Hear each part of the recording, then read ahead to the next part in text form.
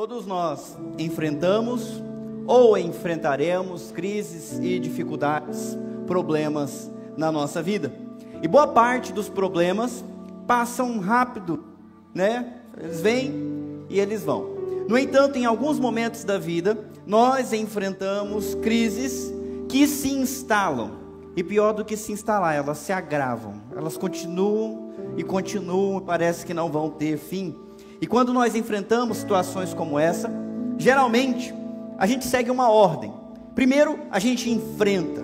Nós usamos todos os meios possíveis para vencer aquela dificuldade. Nossa sabedoria, nossos recursos, nossa fala, nosso esforço. Nós damos tudo o que temos para tentar vencer um problema que está começando a se tornar sério. E depois que nós gastamos tudo, nós percebemos a nossa impotência. Quando nós esgotamos os nossos recursos, nós esgotamos as nossas iniciativas, esgotamos o nosso esforço, a gente percebe, poxa, e agora? O que eu faço? Eu não tenho mais condição de resolver. Se você é crente de verdade, nessa hora, você se apega com Deus com mais vontade, com mais apelo, com mais paixão. É a hora onde você busca Deus como sua última esperança para resolver o tal problema. E eu não estou dando nome para esse problema, você encaixa do jeito que fica melhor para a sua história, para o que você está vivendo. Aí você ora, aí você vem para a igreja, aí você busca Deus, mas às vezes a resposta não vem, e o problema continua, e continua, e continua. E aí você pode começar a sentir um tal desespero, quando Deus demora a te acudir, e você pode ficar desolado. E da desolação de duas opções, ou a decepção com Deus por Ele não ter te ouvido, ou até mesmo a revolta. E a relação com Deus é abalada, e você pode se questionar, será que vale a pena mesmo esperar no Senhor? Nessa noite, eu quero convidar para você olhar comigo para um fato na vida de Eliseu, e descobrir sim, que nós devemos sempre esperar no Senhor, mesmo quando nós enfrentamos dificuldades. Eu queria pedir para você fechar os teus olhos, e se você está passando por um momento como esse, a resposta de Deus está demorando de vir, então é a hora de você falar, Deus, me ensina o que eu devo fazer, me ensina o que eu devo fazer. Vamos orar. Senhor Deus, nós queremos, ó Pai, ouvir a Tua voz. Eu não conheço as dores e as lutas de cada um aqui, mas eu sei, Deus, que todos nós passamos por lutas, e muitas vezes elas perduram, e nós desfalecemos, e desesperamos, e às vezes até nos escandalizamos, porque aparentemente o Senhor não está agindo. Que o Senhor venha falar ao nosso coração nessa noite, nos ajudar, Deus, a lidar com esse tipo de problema, com fé e esperança no Senhor tão somente. Que as pessoas que aqui estão, incluindo eu, venhamos receber uma resposta e uma direção do alto, no nome de Jesus. Aqueles que concordam dizem amém, amém. Obrigado, Douglas. Eu queria convidar você a abrir a sua Bíblia em 2 Reis, capítulo 6, do versículo 24 em diante. 2 Reis, capítulo 6, do versículo 24 em diante. Eu preciso que você use a sua Bíblia nessa noite. Eu sei que a gente coloca aqui os textos, projeta para você fazer a leitura junto comigo e ler aonde está destacado. No entanto, é muito texto que eu teria que ler com vocês, então não coloquei tudo, senão a gente teria 30, 40 slides aqui, e não precisa de tudo isso. Então, você abra a sua Bíblia, e em alguns momentos eu vou te convidar a nós visitarmos outras passagens, outras referências, então fique esperto aí, na velocidade do dedinho, ou então na velocidade de virar as páginas. Se por acaso você não está muito acostumado com a Bíblia, pede ajuda, é só falar misericórdia, alguém mais rapidinho senta do teu lado e te ajuda. Pode ser assim, pessoal? Vamos lá? Atenção total, agora o negócio fica sério, porque você precisa de direção de Deus em relação a isso que nós acabamos de introduzir. Versículo 24, está escrito assim: algum tempo depois, porém, Ben-Hadad, rei da Síria, reuniu todo o seu exército e cercou Samaria. Como resultado, houve grande fome na cidade. Nós estamos falando de um fato histórico, na história do Reino do Norte, o Reino de Israel. Quando o reino de Israel se dividiu, a parte do norte ficou com Jeroboão e depois outras dinastias que se seguiram. Foram as pessoas que logo se desviaram da lei de Moisés e da adoração a Deus e começaram a fazer caminhos tortos para os seus pés, se rebelaram, assumiram a idolatria, né? E um após outro os reis foram ruins, sanguinários, e o povo também foi um povo desviado da vontade de Deus. No Reino do Sul foi um pouco diferente. Os descendentes de Davi, boa parte deles foram homens fiéis que seguiram o mesmo caminho de Davi, um homem aprovado por Deus, e andaram nessa direção, e por isso foi um reino que durou mais e foi mais abençoado. Esse texto está falando do Reino do Norte, está falando da capital do Reino do Norte, Samaria, aonde Eliseu por muitas vezes entregou a sua mensagem para esse povo que não queria saber e para esses líderes que também não queriam saber de Deus. Eliseu viveu numa época difícil e complicada, não só porque havia frieza espiritual, mas também porque era uma época onde havia muita guerra e Israel tinha que enfrentar inimigos poderosos como a Síria. E nessa época em especial o negócio enrolou. Algumas semanas atrás nós estudamos que o rei da Síria fazia ataques estratégicos. Ele montava armadilhas em alguns pontos do território de Israel. Só que Deus avisava para Eliseu, e Eliseu avisava para o rei, e aí o rei se safava, e não caía naquelas armadilhas. Eram ataques estratégicos. Nesse versículo nós estamos vendo o rei da Síria abrindo mão dos ataques estratégicos e vindo com força total contra a capital do reino de Israel. Seria a mesma coisa que cercar Brasília? Hoje, o negócio ficou feio. Um ataque com força total, eu sei que é força total porque está escrito que ele, o rei da Síria, reuniu todo o seu exército. Ele chamou todos os que estavam alistados. Ele chamou todo mundo para reforçar e fazer um ataque fulminante, e dessa vez conquistar o reino de Israel, e foi direto e cercou a cidade de Samaria. Esse ataque com força total teve um impacto brutal na cidade. O texto fala que como resultado houve grande fome. Não havia como entrar e como sair da cidade.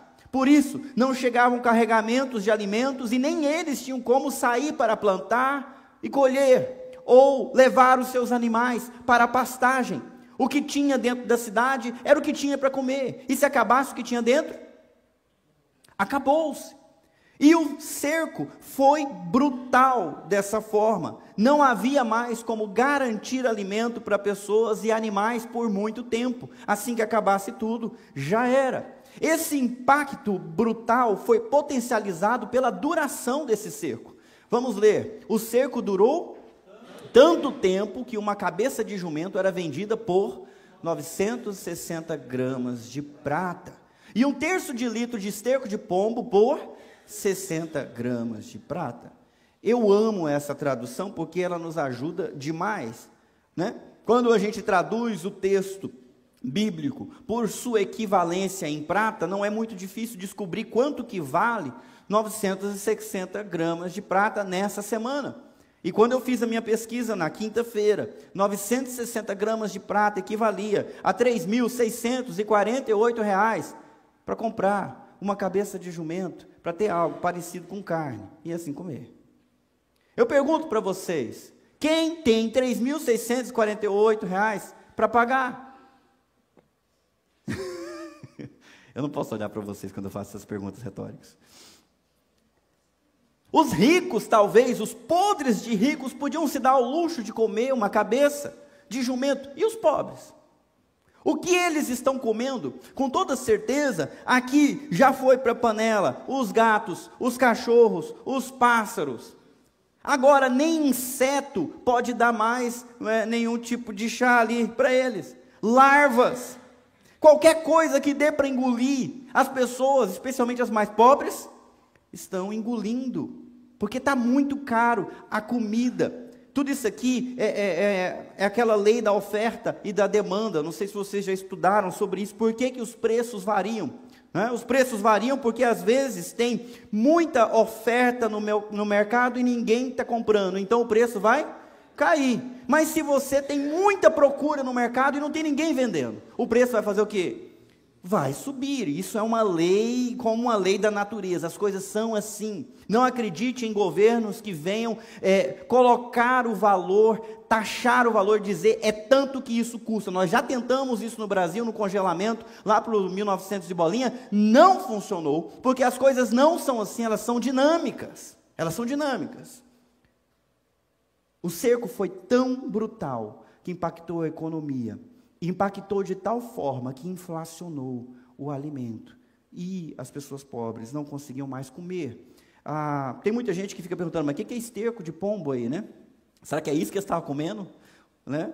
Alguns acreditam que esse esterco de pombo, talvez seja o apelido de um cereal mais barato que tinha, uma sementinha mais barata que tinha.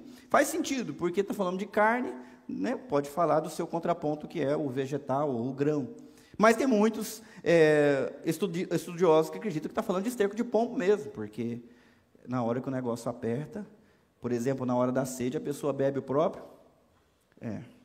Então você imagina que situação. A gente não tem como saber exatamente porque isso ficou na cultura deles lá.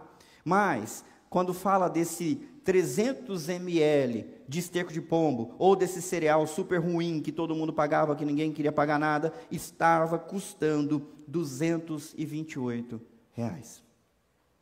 negócio estava feio para o lado deles. Eles estavam passando por uma situação tão complicada. E aí o texto continua, versículo 26. Um dia, quando o rei de Israel caminhava pelos muros da cidade, uma mulher gritou para ele: ó meu senhor o rei, por favor. O rei está inspecionando as muralhas, tentando reorganizar as suas defesas, tentando prever os próximos movimentos do inimigo. E ao passar por cima das muralhas altas, né, dá para a gente caminhar lá dentro, uma mulher gritou: rei, me acorde. Ela está em desespero. Ainda nessa semana, uma mulher pediu socorro ao presidente Lula em um comício que ele estava fazendo e foi ouvida praticamente no microfone. É quase a mesma coisa, alguém em desespero procurando ajuda com a pessoa mais alta na nação que talvez pudesse ajudar. Mas vamos ver o que aconteceu. Ele respondeu: se o Senhor não a ajudar, o que poderei fazer? Não tenho alimento na eira, nem vinho na prensa de uvas. Em outras palavras, ele disse, nessa situação, minha querida, só Deus pode te ajudar. Eu não tenho mais de onde tirar nada, nem eu que sou rei, tenho vinho guardado. Eu esgotei todas as minhas possibilidades. Eu não tenho alimento, eu não tenho sequer vinho. Eu não tenho nem o que comer e nem o que beber para compartilhar contigo e resolver o seu problema.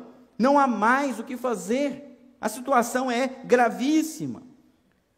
Você imagina a situação do rei sendo buscado por essa mulher? Mas eu queria que você colocasse isso na sua vida também, de alguma forma. Por favor, procure identificar com a sua própria situação. Qual é a situação que você já está praticamente esgotando tudo que você pode fazer? Você já tentou de novo, já tentou diferente de novo, e ainda assim o negócio não está funcionando. Você consegue identificar o que é isso? É na área financeira? É um relacionamento? É uma pessoa? São os seus próprios problemas pessoais que sempre te afligem?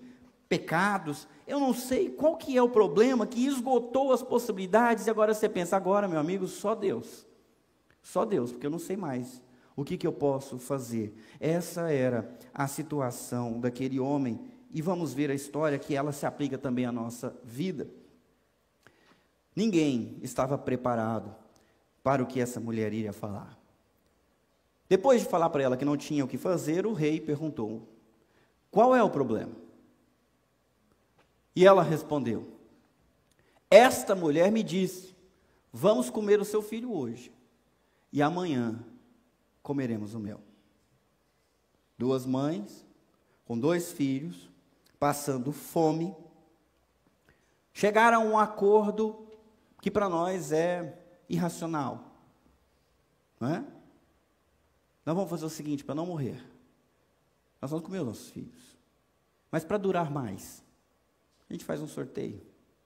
A gente come um primeiro e depois, quando a fome apertar, a gente come outro.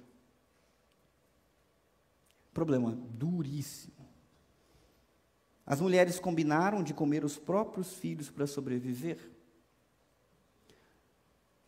Versículo 29, elas não só combinaram, como elas começaram a colocar o plano em prática. Então cozinhamos meu filho e o comemos. No dia seguinte eu disse a ela, mate seu filho para que o comamos, mas ela o havia escondido. Meu rei, me ajude. O que você quer? Combinei com aquela mulher que comeríamos o nosso filho, nós comemos o meu e o dela ela escondeu.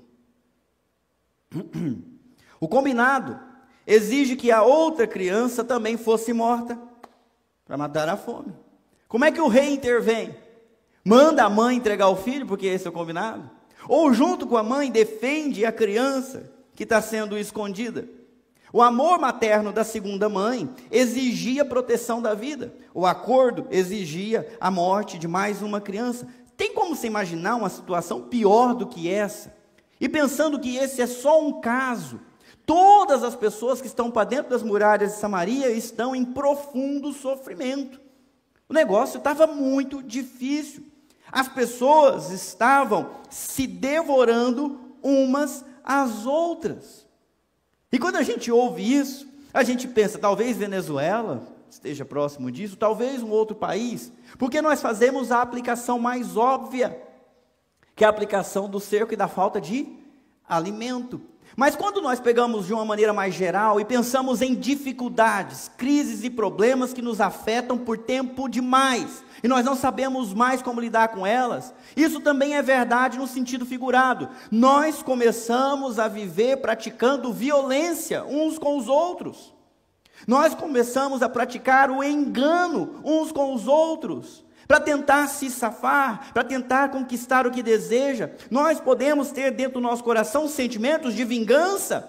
Eu perdi o meu filho, ela tem que perder também. Ou me afrontou, agora vai levar a afronta também. Nós começamos a entrar nessa situação desesperadora, por conta de tribulações que se estabelecem e se agravam. Se você está entendendo o que eu estou falando, sobra até para o cachorro, não sobra? Vocês não comem ele, mas também não trata com carinho, mas não. Porque está bravo com tudo, com todo mundo. Às vezes lá em casa, não sei por qual razão, os meus filhos estão meio estressados. E quando um está estressado com o outro, sobra para quem? Para todo mundo. Esses dias a gente teve que dar uma repreendida na nossa filha. Ei, isso aí não é jeito de responder, não. Você pode estar brava como for, mas não é assim que você responde sua mãe. Mas não é isso que acontece quando a gente está passando por dificuldades que se estabelecem. Nós perdemos a sensibilidade, nós perdemos a capacidade de fazer o juízo correto das coisas, nos tornamos pessoas perigosas, nocivas, e os nossos relacionamentos padecem por conta disso. Isso é preocupante demais. Vamos continuar com a história. Quando o rei ouviu isso, rasgou as roupas, e enquanto ele caminhava pelos muros, o povo viu que por baixo do manto ele usava pano de saco junto à pele. E aqui nós temos algumas coisas interessantes. Esse rei, muita gente acredita que ele é o Jorão, filho de Acabe, terceiro da linhagem de Acabe que está no trono. E ele era, como o seu pai, um idólatra. O pai dele é Acabe, por conseguinte a mãe dele, Jezabel, provavelmente, apesar que ele tinha várias esposas, mas para herdar o trono, deve ser Jezabel. Uma mulher extremamente idólatra. É esse o background, é o contexto de Jorão. Ele é um líder idólatra, um homem corrupto, que pensa apenas no poder e no dinheiro. E agora ele está passando por uma situação que ele não tem como resolver. E pela primeira vez a gente vê esse rei vestindo pano de saco. Aqueles que são da igreja sabem que no Antigo Testamento, usar pano de saco é uma expressão de humilhação, de desespero e de apego com Deus. A pessoa está se humilhando e pedindo a Deus auxílio. Além de usar o pano de saco, alguns também jogavam na sua cabeça cinzas.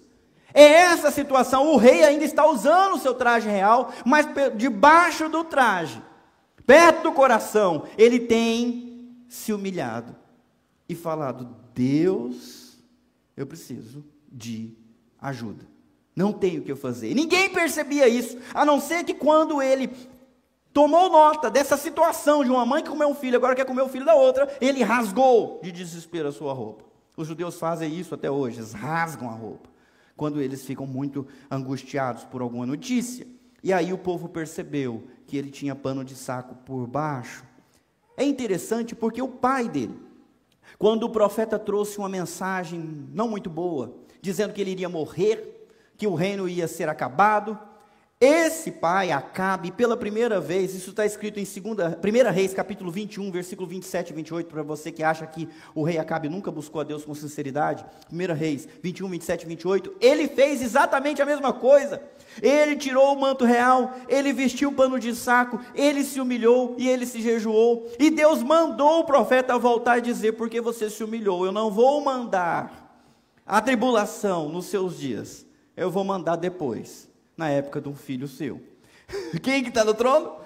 Jorão. E pelo jeito ele tem memória, porque ele fez exatamente a mesma coisa, colocou o pano de saco e está buscando a Deus, porque ele precisa de socorro. Funcionou com meu pai? Quem sabe funciona comigo. Então ele tem esperança, do mesmo jeito que Deus mudou de opinião e mudou a sorte do pai dele, talvez Deus mude a sorte dele também, e tire aquele castigo, tire aquela tribulação. É essa a esperança, mas ao invés da esperança dele se concretizar, a situação está piorando e ele fica desesperado, como alguns de nós pode ficar, dependendo da situação. E olha o que o desespero fez: levou ele à rebelião completa e total.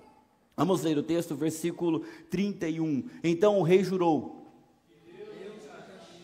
severamente: se eu não separar a cabeça de Eliseu de seus ombros, ainda hoje. Ele agora abraçou a revolta. Chega, cansei de fazer o bom moço. Chega, cansei de tentar fazer as coisas do jeito que Deus quer. Cansei de buscar, não vale a pena buscar a Deus. De agora em diante é guerra. Ou como alguns dizem, se está no inferno, abraça o capeta. E foi o que ele fez. Deus não vai me ouvir? Então agora é guerra. Quem é o homem de Deus aqui? É Eliseu? Pois bem, que Deus me castigue se amanhã eu ainda tiver a cabeça em cima dos ombros. Essa situação levou ele a fazer isso. Eu queria que você abrisse agora a sua Bíblia lá, que eu não vou colocar o texto, é muito texto. 2 Reis, capítulo 6, versículo 32 em diante. Eu vou ler aqui, você vai acompanhando. 2 Reis 6, de 32 a 33, e depois a gente coloca aqui de novo. Está escrito assim: Eliseu estava sentado em sua casa com as autoridades de Israel, quando o rei mandou um mensageiro até ele. Antes, porém, que o mensageiro chegasse, Eliseu disse às autoridades: o filho do assassino enviou um homem para cortar minha cabeça. Quando o mensageiro chegar, fechem a porta e não deixem entrar. Logo ouviremos os passos de seu senhor atrás dele. Enquanto Eliseu ainda falava, o mensageiro chegou e comunicou a mensagem do rei. Vamos ver qual que é a mensagem? Está escrito aqui em cima agora para vocês. Toda essa desgraça vem do Senhor. Toda essa desgraça vem do Senhor. Pessoal, vocês estão aqui? Ok? Sejam bem-vindos. Eu vou fazer aquilo que eu não gosto de fazer porque vocês são indecisos, mas vamos lá, eu nunca canso de tentar.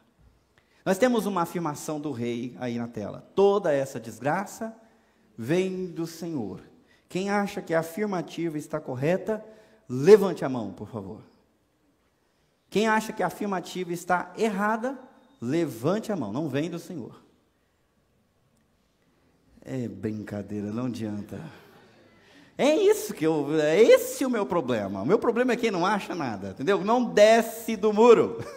Mas nem para achar, nem falei quem tem certeza. Acha, ninguém vai bater em você, a água está aqui para eu beber, eu não vou jogar em você, pode ficar tranquilo.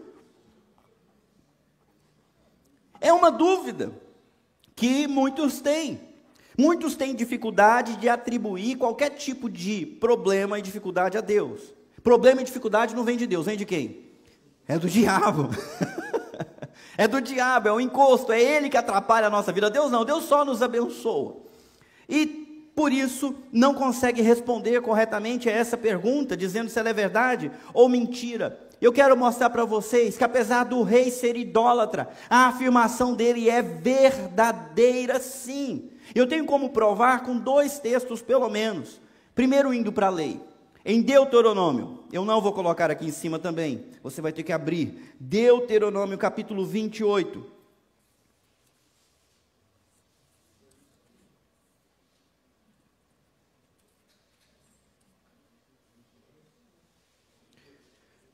Do versículo 53.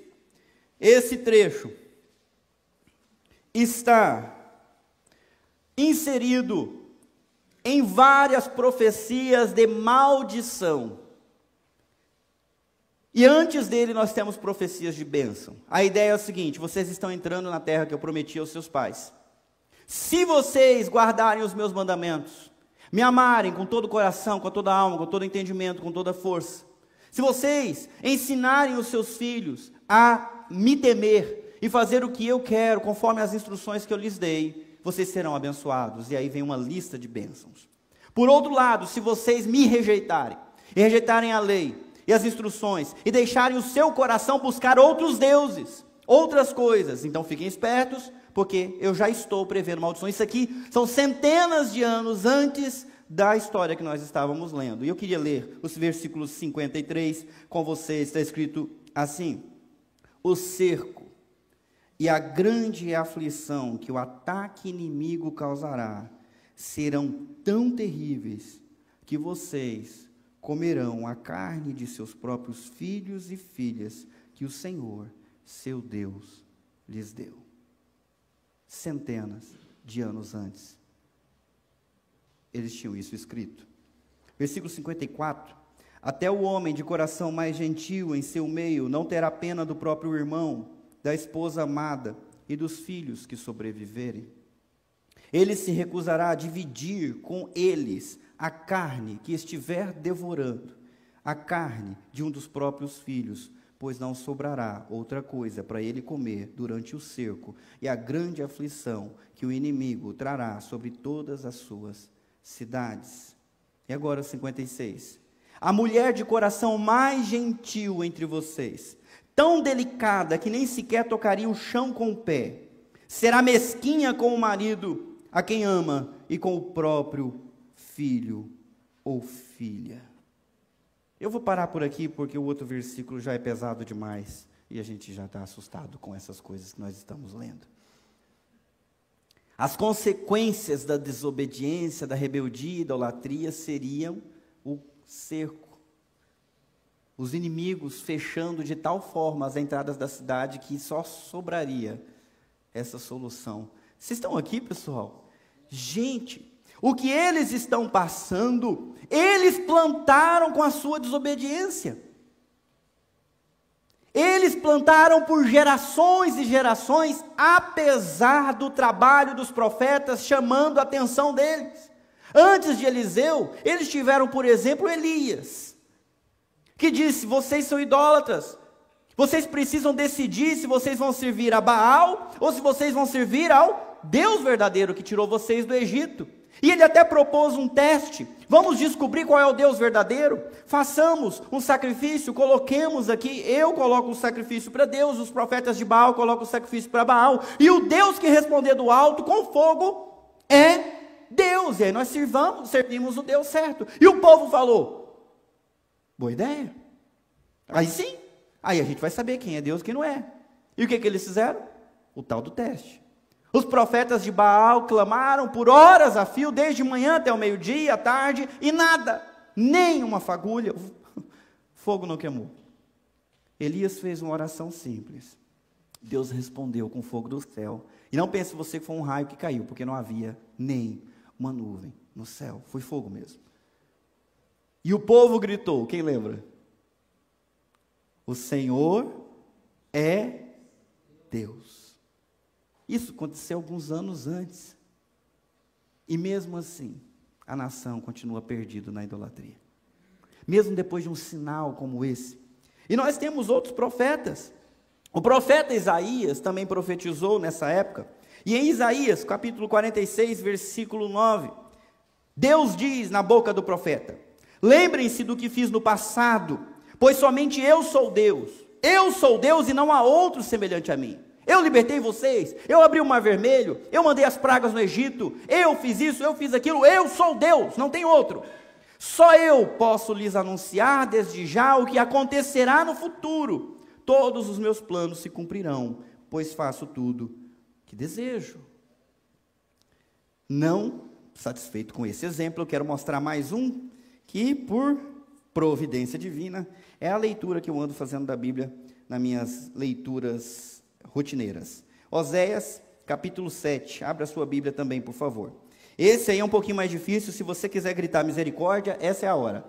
Alguém me ajuda a abrir no livro de Oséias. Está no Antigo Testamento, Profetas Menores, capítulo 7, do versículo 1 até o versículo 4, até a parte A do versículo. Oséias pregou na mesma época de Eliseu, e também para o Reino do Norte. Enquanto vocês abrem, qual é a cidade que está cercada pelos inimigos? Vamos falar mais alto? Samaria, capital do Reino do Norte. Agora todo mundo achou, amém? Misericórdia? Oséias 7, versículo 1. A ver, está certo. Vamos lá. Deus dizendo: desejo curar Israel, mas seus pecados são grandes demais. Samaria está cheia de mentirosos. Há ladrões do lado de dentro e bandidos do lado de fora. Seu povo não percebe que eu o observo. Está cercado por seus atos pecaminosos e eu vejo todos eles. Pausa. Será que o Brasil está muito diferente? Eita. Versículo 3. Com suas maldades divertem o rei, e os príncipes riem de suas mentiras. Até o rei, no seu palácio, preza por aquilo que não presta e que é errado. A maldade se tornou bonito, a bondade se tornou feio. Até fugiu a palavra. Semelhança, obrigado. Com o Brasil? Versículo 4. São todos adúlteros, sempre ardendo de paixão. Alguma semelhança com o Brasil? Vamos saltar, vamos para frente, versículos 5 e 7. No dia da festa do rei, os príncipes se embebedam com vinho e dão as mãos aos zombadores. Não, isso aqui não tem qualquer semelhança, porque afinal de contas, nós não temos notícias de gente da Suprema Corte que devia fazer o que é justo, participando de festas de casamento com bandidos que eles deviam ter distância. Não acontece no Brasil, né, Rodrigo? Infelizmente, não temos isso no noticiário. Não temos. Versículo 6. Aliás, versículo 7, é isso? Onde que eu estou? 5, 6 e 7. Seu coração é como um forno que arde com intriga. Sua trama queima a noite toda e pela manhã irrompe em chamas abrasadoras. Ou seja, as pessoas planejam fazer o mal e depois fazem. 7. Como um forno ardente, consomem seus líderes, matam seus reis, um após o outro, e ninguém clama a mim por socorro. Salta mais uns versículos, versículo 10. Sua arrogância testemunha contra eles, e no entanto, não se voltam para o Senhor seu Deus, nem buscam encontrá-lo. E agora 12 e 14. Enquanto voam de um lado para o outro, lançarei sobre eles a minha rede, e os derrubarei como a ave do céu, e os castigarei por todo o mal que fizeram. Que aflição espera os que me abandonaram, que morram, pois se rebelaram contra mim. Eu desejava resgatá-los, mas contaram mentiras a meu respeito. Não clamam a mim de coração sincero. Em vez disso, gemem angustiados em suas camas, cortam-se ritualmente e suplicam por trigo e vinho novo, mas de mim se afastam. Eu penso que depois desses versículos fica muito evidente que sim, a desgraça vem do Senhor, mas não de forma gratuita. Ela vem do Senhor porque esse é o justo pagamento, avisado com antecedência, avisado antes, bem antes e na hora que iria acontecer, e ainda assim o povo continua seus maus caminhos. Sim, essa desgraça vem do Senhor. E muitas vezes as nossas lutas também têm a ver com o que a gente está passando. Depois dessa pergunta, aliás, dessa afirmação, vem a pergunta, no versículo 33. E a gente vai ler junto, vamos lá, todo mundo. Por que devo continuar a esperar no Senhor? A teologia dele levou ele a entender que a desgraça vinha de Deus. Então, a pergunta que vem, por quê? Por que esperar no Senhor? E para você que está enfrentando dificuldade por muito tempo, e que tem buscado até a Deus de uma maneira nova, com um novo ânimo, né? Você começou a vir nas reuniões de orações, você começou a dar o dízimo, você começou a se empenhar, para de alguma forma Deus se... tá difícil meu vocabulário. Se sensibilizar com a sua situação e te ajudar. E a ajuda não veio. Por que você deve continuar a esperar no Senhor? Essa é a pergunta que nós vamos responder daqui para o final do sermão. Continuando, a resposta veio no capítulo 7 agora. Assim diz o Senhor, amanhã, a esta hora, na porta de Samaria, 6 litros de farinha fina custarão apenas 12 gramas de prata. E 12 litros de cevada também custarão apenas 12 gramas de prata. Uau! A resposta de Deus é inusitada para qualquer pessoa que está vivendo uma situação como aquela dentro de uma cidade cercada, onde tem gente comendo o próprio filho. E a resposta de Deus prevê uma promessa de bênção, de libertação, de alimento para eles. E o problema, segundo a palavra do profeta, será resolvido em quanto tempo? 24 horas. Eles estão naquela lamúria, sei lá, meses, não tem mais comida, acabou tudo, até os bichos acabou, agora estou comendo gente.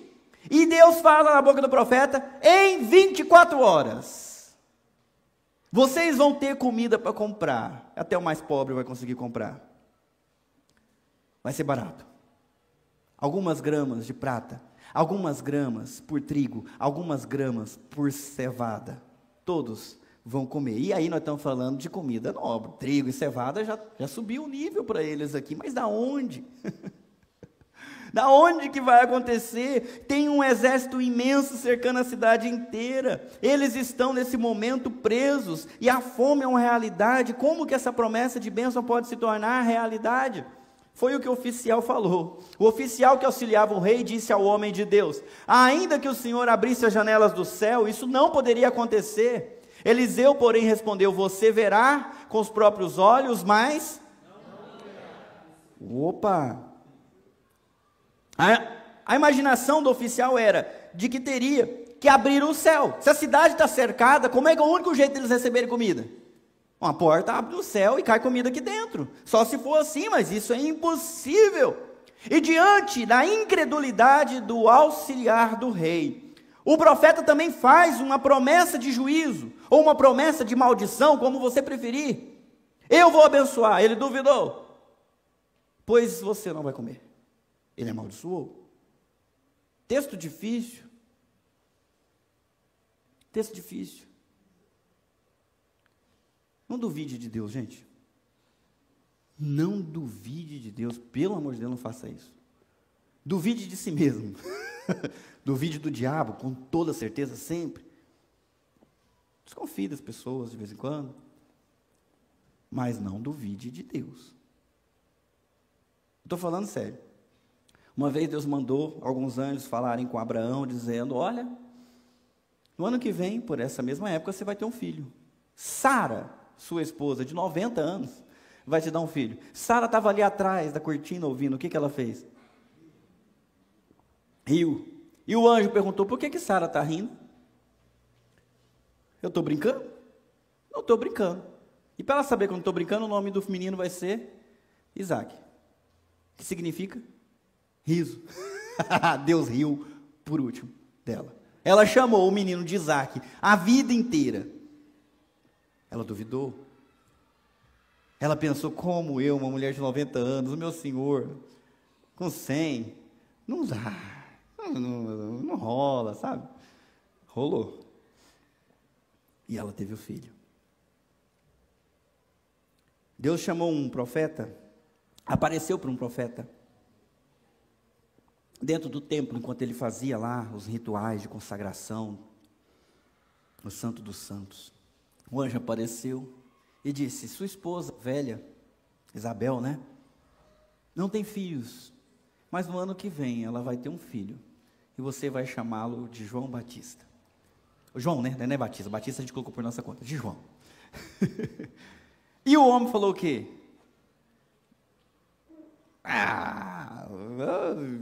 Tá certo que você é um anjo, estamos no Santo Santo, mas minha esposa tem um filho. Rapaz, você já sabe quantas vezes a gente tentou?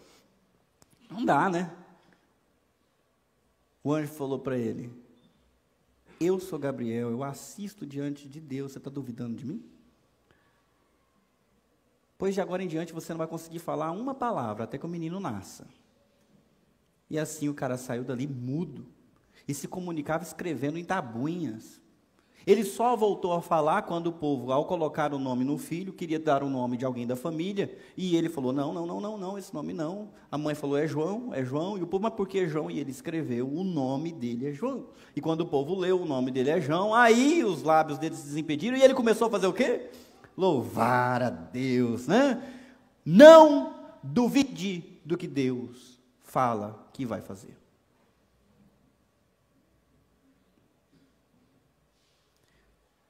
Eu vou falar de novo, porque tem gente que está dormindo.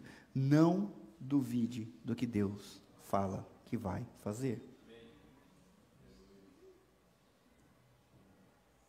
Eu acho que vocês ainda não entenderam onde que eu vou chegar aqui, mas tudo bem. Nós estamos vendo uma promessa de bênção, versículo 2. É bênção? É bênção pro oficial? Pro oficial não é bênção. Versículo 2. Vai acontecer. Você verá com seus próprios olhos, mas não comerá. Estranho. Promessa de maldição e juízo. Vamos continuar a nossa leitura, 2 Reis capítulo 7, versículo 3 até o 8. Está escrito assim, eu vou ler porque é muita coisa. Havia 4 homens com lepra sentados junto à porta da cidade de Samaria. E eles falaram, por que ficamos sentados aqui esperando a morte? Perguntaram uns aos outros. Morreremos de fome se ficarmos aqui, mas também morreremos de fome se entrarmos na cidade, pois não há alimento lá. Vamos sair e nos render ao exército sírio.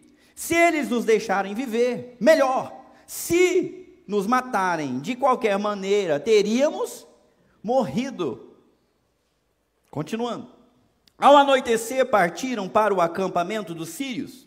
Quando chegaram às extremidades do acampamento, viram que não havia ninguém ali, pois o Senhor havia feito o exército sírio ouvir o ruído de carros de guerra, e o galope de cavalos, e os sons de um grande exército que se aproximava. Disseram uns aos outros, o rei de Israel contratou mercenários hititas e egípcios para nos atacarem. Por isso, fugiram ao anoitecer, abandonando tendas, cavalos, jumentos e tudo mais, e correram para salvar a vida.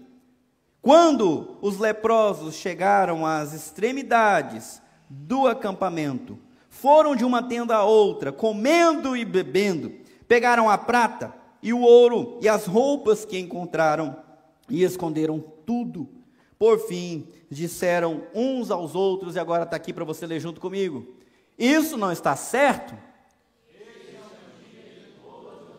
E não contamos a ninguém, se esperarmos até o amanhecer, seremos castigados.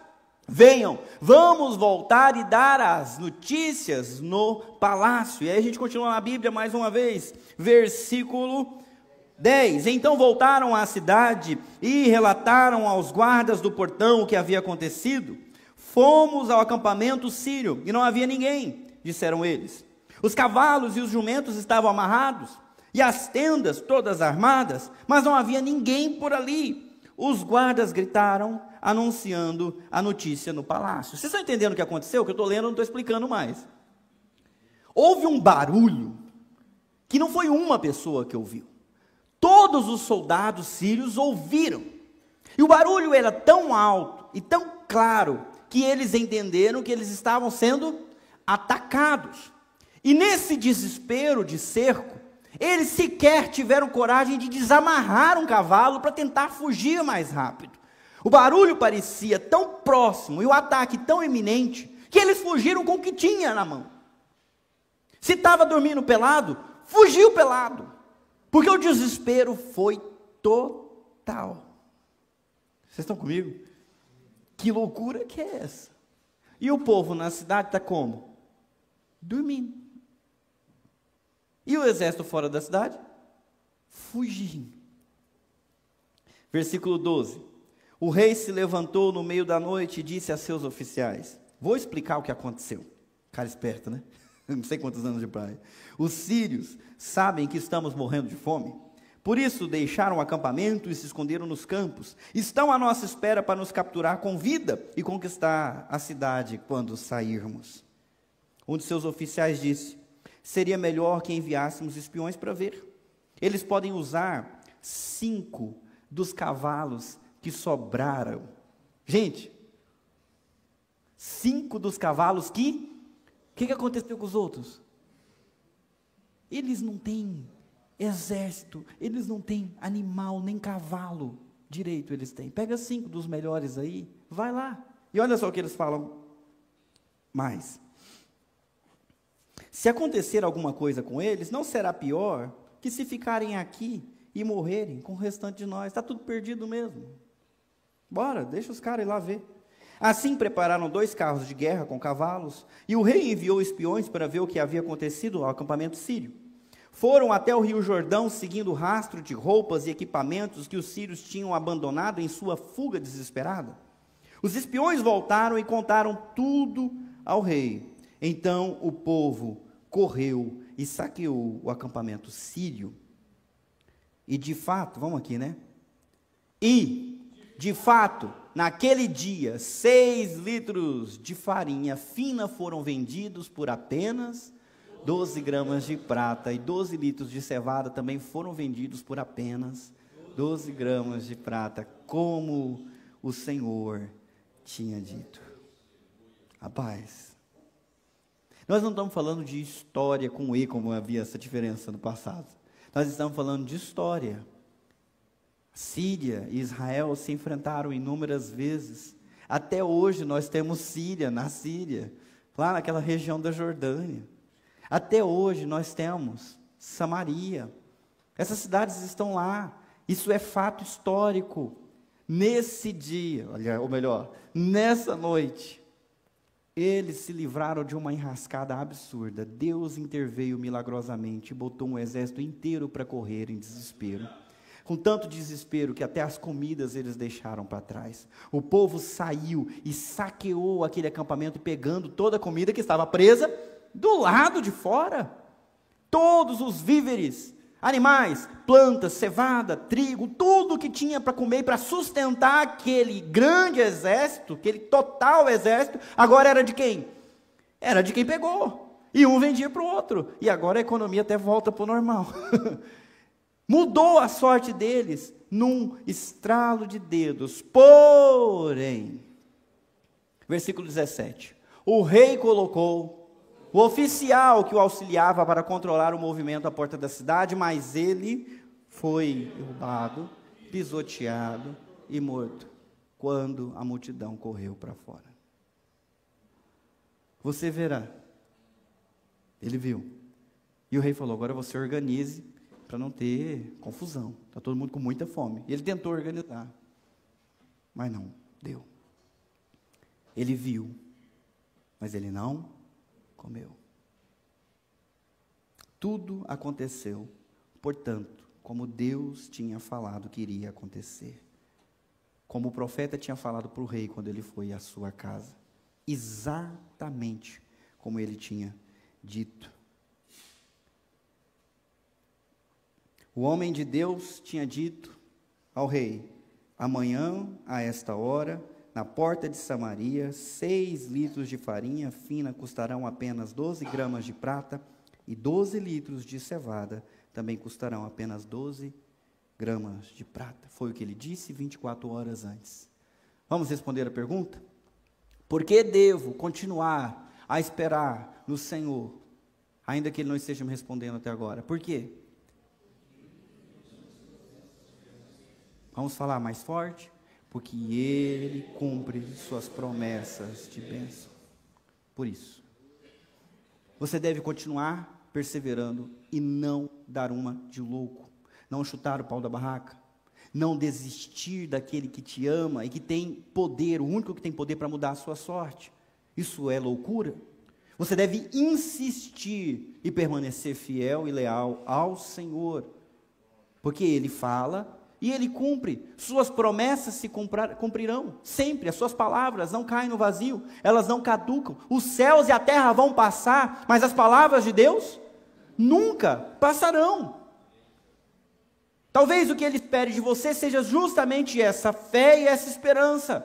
Continue a buscar o Senhor, porque Ele cumpre as suas promessas de bênção. Isso é uma boa razão para você não desistir, é uma boa razão para você não abandonar o caminho reto, não deixar de buscar a Deus, não deixar de orar, não deixar de ler a sua Bíblia, não deixar de temer o Senhor, não deixar de buscar a instrução dEle para o problema que você está fazendo. Ah, pastor, mas eu estou fazendo do jeito que a Bíblia manda, mas nada está mudando. Não é para mudar, é para obedecer. Continua fazendo o que Ele manda fazer, continua insistindo. Não funciona? Funciona. A promessa de Deus sempre vai alcançar aqueles que são fiéis a Ele. A bênção do Senhor será derramada até 1000 gerações daqueles que o temem e guardam o seu nome. Vocês estão comigo, pessoal? Continue, porque Ele cumpre suas promessas de bênção. Vou continuar. Mais uma razão. Agora eu quero que vocês deem com muito ânimo. Por que devo continuar a esperar no Senhor? Agora vocês entenderam.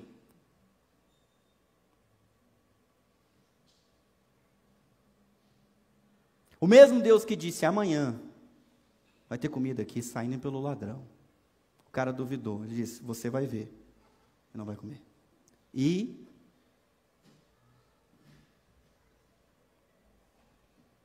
aconteceu. Ainda que o Senhor abrisse as janelas do céu, isso não poderia acontecer. Não precisou abrir janela nenhuma. Deus deu outro jeito e fez.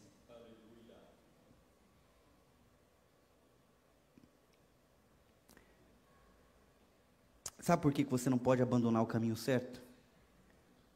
Porque Deus fará cair sobre a cabeça dos infiéis os seus próprios pecados. E como o povo de Samaria, não poderemos dar nenhuma desculpa. Ah, eu não sabia. Sabia. Foi revolta. Talvez foi paixão por outros deuses, negligência, falta de disciplina. Você pode dar desculpa ou dar o nome que você quiser, mas o fato é que um dia todos estarão diante do tribunal do Senhor para responder pelos seus atos bons e maus. Por que então essa loucura? Você acha que Deus, no último instante, vai mudar a palavra dele e não vai fazer justiça, o juiz de toda a terra? O que vocês acham? O santo juiz de toda a terra não vai fazer justiça? Se Ele fez com Israel. Israel é o meu povo, eu o tirei do Egito, era como uma menina jogada no sangue, toda suja, eu lavei, eu vesti de roupas, eu coloquei anel no dedo, ele diz, eu desposei Israel, eu fiz dela minha esposa, mas ela amou outros deuses, ela adulterou, os filhos que ela teve não foram meus, foram com outros. Essa é a história de Oséias, e o juízo veio. A cidade foi cercada, o sofrimento se cumpriu conforme estava previsto nas maldições da desobediência. Deus vai cumprir suas promessas de juízo também. Não dê uma de louco. Eliseu é a razão de nós esperarmos no Senhor. Ele cumpre as suas promessas de salvação, mas ele também cumpre as suas promessas de juízo. Antes de terminar, eu queria falar contigo rapidinho sobre uma coisa. Quando os leprosos saíram, pensando assim, a gente está morto mesmo, vamos lá tentar a sorte, E eles foram os primeiros a encontrarem a bênção, a comida de graça, comeram até encher a barriga e pensou, gente, nós estamos muito egoístas, vamos compartilhar, senão o negócio vai ficar ruim para o nosso lado, É melhor a gente falar logo. E foram de noite, acordaram o rei, para dar a boa notícia, e o rei nem acreditou, é armadilha. Esses 4 leprosos disseram, hoje é dia de boas notícias. Hoje é dia de boas notícias. Hoje também é um dia de boas notícias. Porque as promessas de salvação do pecado e da morte já se cumpriram em Jesus Cristo. Nós viveríamos e morreríamos nos nossos pecados. Mas Deus providenciou um homem de Deus, que nasceu da Virgem Maria, viveu uma vida sem pecado e depois se entregou na cruz como oferta pelo pecado daqueles que nele creem. Ele deixou seu corpo ser rasgado, verteu todo o seu sangue, até a última gota, por amor a nós, para a nossa salvação.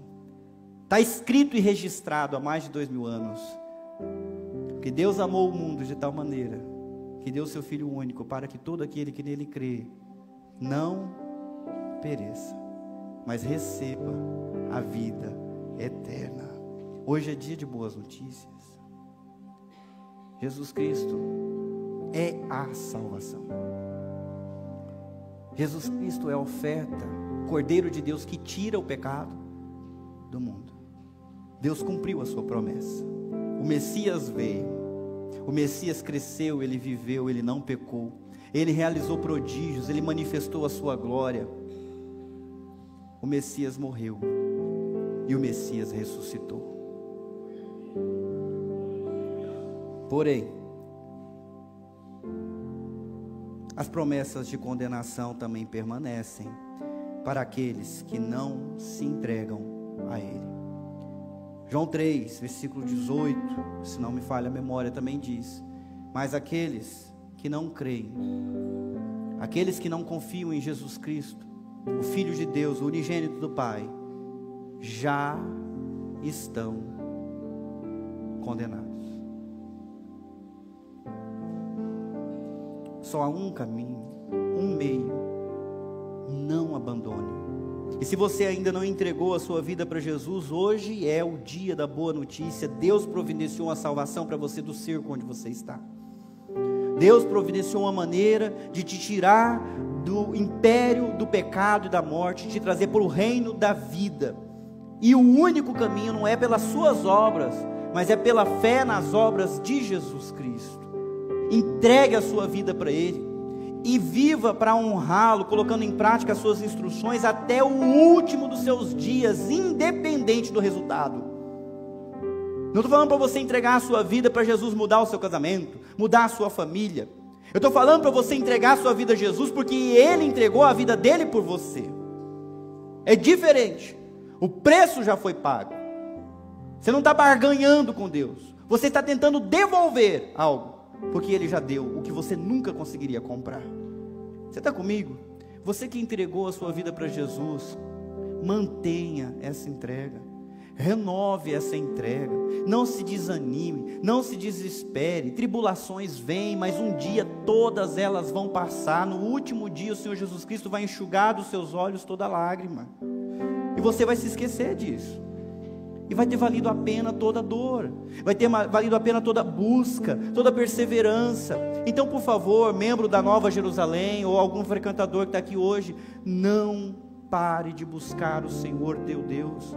Jesus Cristo não desistiu no meio do caminho para a cruz, Ele foi até o final, pois vamos perseverar até o final. Enfrentemos a morte, mas não vamos negar o nome do nosso Senhor, nem a devoção que Ele merece, porque aquele que for fiel até a morte, receberá a coroa da vida. Mas aquele que se envergonhar diante de mim, diante dos homens, e me negar, eu também o negarei diante do Pai, disse o Senhor Jesus Cristo. Não negue, não desespere, não comece uma guerra com Deus que você não pode vencer. Renda-se ao amor dele nessa noite. Renove o seu compromisso com ele à noite. Eu preciso terminar o sermão, mas eu queria compartilhar com vocês essa foto. Essa é essa Maria, hoje conhecida como Sebástia. Ela está destruída. Ela foi finalmente destruída, porque aquele povo, mesmo depois desse imenso milagre, continuou seguindo o seu próprio coração e adorando ídolos e falsos deuses. O reino foi finalmente destruído. O cerco voltou a acontecer. Hebreus 3:7 diz: por isso o Espírito Santo diz: hoje, se ouvirem sua voz, não endureçam o coração. Por isso fiquei irado com aquela geração e disse: seu coração sempre se desvia de mim, vocês se recusam a andar em meus caminhos.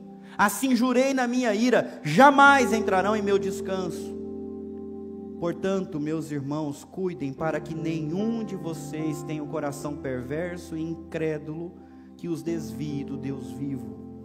Advirtam uns aos outros todos os dias, enquanto ainda é hoje, para que nenhum de vocês seja enganado pelo pecado e fique endurecido. Ou você serve ao Senhor, ou você serve o pecado. Hoje é dia de decisão. Vamos fechar os nossos olhos, abaixar a nossa cabeça e vamos orar rapidamente. Senhor Deus, a Tua palavra é tão clara, tão cristalina. Muitas vezes nós queremos ver o Senhor apenas como um Deus cheio de misericórdia e esquecemos que o Senhor também é um Deus de justiça, que o Senhor não faz vista grossa para os erros, para os abandonos, para a infidelidade. Eu sou culpado diante do Senhor. Eu sei que meus irmãos aqui, todos nós, ó Deus, somos culpados de pecado contra o Senhor. E muitas vezes na nossa vida, quando as coisas não funcionam, nós procuramos algo para aliviar nossa alma, algo para distrair o nosso coração aflito. Nós guerreamos, nós brigamos, nós nos desesperamos, nós procuramos socorro, auxílio, ajuda e tentamos uma coisa e outra. E às vezes deixamos, ó Deus, a busca do Senhor apenas como última instância. E mesmo quando buscamos, muitas vezes não é com coração sincero. Perdoa-nos, Senhor. Ajude-nos, Senhor Deus, a perceber que o Senhor é e sempre será o único socorro, o único refúgio. E o Senhor merece toda a devoção. Como diz o profeta, ainda que não haja fruto na videira, ainda que não haja alimento para comer, nós queremos nos alegrar no Senhor e manter a aliança contigo, porque sabemos que no futuro vamos viver no novos céus e nova terra, onde não haverá fome, onde não haverá injustiça, onde não haverá pecado. Portanto, Senhor Deus, é um preço barato diante daquele que Cristo já pagou e diante da glória e das promessas que o Senhor vai cumprir na nossa vida. Nos ajuda, Deus, a ter uma perspectiva correta e perceber que os nossos problemas, por mais difíceis que sejam, não valem rebeldia, não valem o juízo que vai cair sobre aqueles que abandonam o Senhor. Nos ajuda, Deus, nessa noite. Se alguém aqui agora, Pai, que nunca se rendeu ao Senhor Jesus Cristo, que o Teu Espírito Santo venha falar o coração, e que, diferente do texto bíblico, que nenhum venha endurecer esse coração.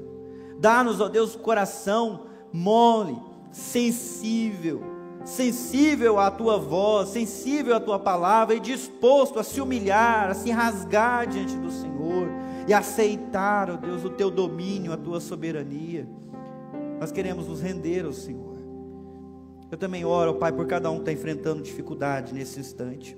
O Senhor é aquele Deus que pode fazer um milagre e em 24 horas está tudo resolvido. Faça, Deus, Mostra, Deus, que o Senhor está ouvindo a oração. Realiza o milagre, restaura o que precisa ser restaurado, liberta quem precisa ser liberto, cura quem está doente. No nome de Jesus, eu abençoo o teu povo. Mas acima dessas bênçãos, ó Deus, dá para cada um de nós o dom da fé, para que mesmo que o milagre não aconteça, nós possamos permanecer firmes, confiantes na tua palavra. No nome santo de Jesus eu oro.